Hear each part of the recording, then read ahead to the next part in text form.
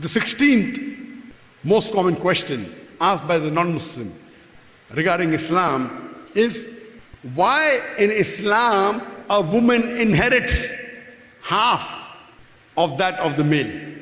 If you see history, all the centuries before, women were not allowed to inherit in most of the religions and even in European law.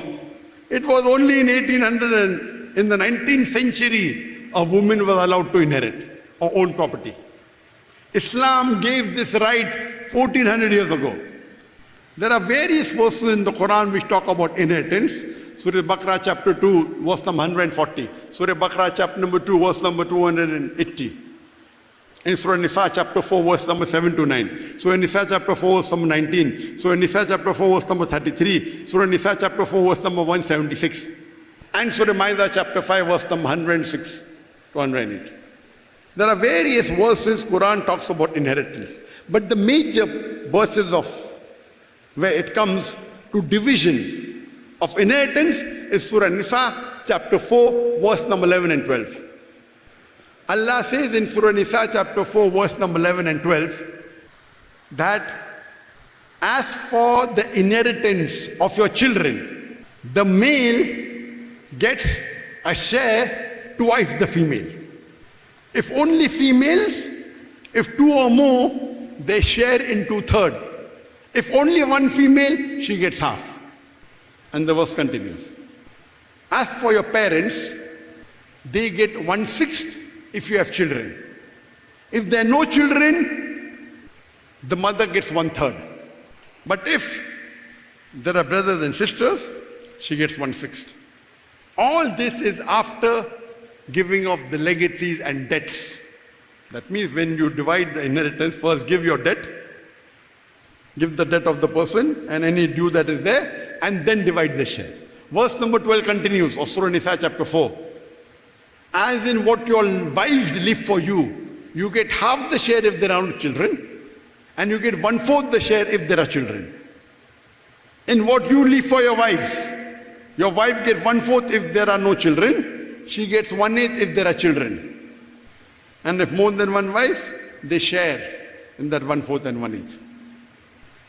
And if you have no ascendants and no descendants, your brothers and sister, they share. This is after giving of all the legacies and debts. Difficult to remember? No need of remembering everything. You can go home and check on your app, open the Quran, Surah Nisa chapter 4, verse number 11 and 12. I do agree in most of the cases, the women inherit double than that of the male counterpart. But there are cases in which they inherit equal. For example, the mother and father, if the children have children, the mother and father both inherit 1/6 if the child dies. And if the child had children, means if they have grandchildren alive. So mother and father from the children's inheritance, each gets 1/6, that means male and female get equal.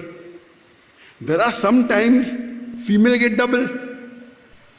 If a woman dies, leaving the husband, no children, and mother and father, husband gets half, father gets 1/3, father gets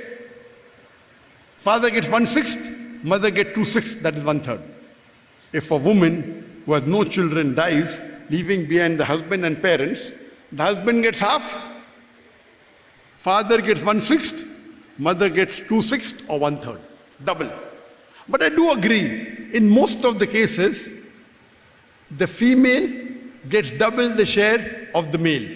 For example, the male gets double the share of the female. For example, the son gets double than that of the daughter. And the wife and the husband get double the share of the wife. If there are no children, husband gets half, wife gets 1/4. If there are children, husband gets 1/4, wife gets 1/8. In most of the cases it is double. What is the logical reason that Islam gives double inheritance to the male as compared to the female? The reason is As I mentioned earlier, in Islam, man is the bread earner. All the financial responsibility is laid on the shoulders of the man. The woman is free from financial obligations. Before a woman is married, it's the duty of the father and the brother to look after lodging, boarding, clothing, and all financial aspects.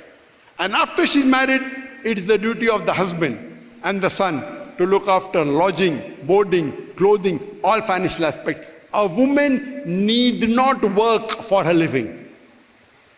Willingly, if she optionally wants to do, that's a different case. But no one can force her to work. She is financially secured.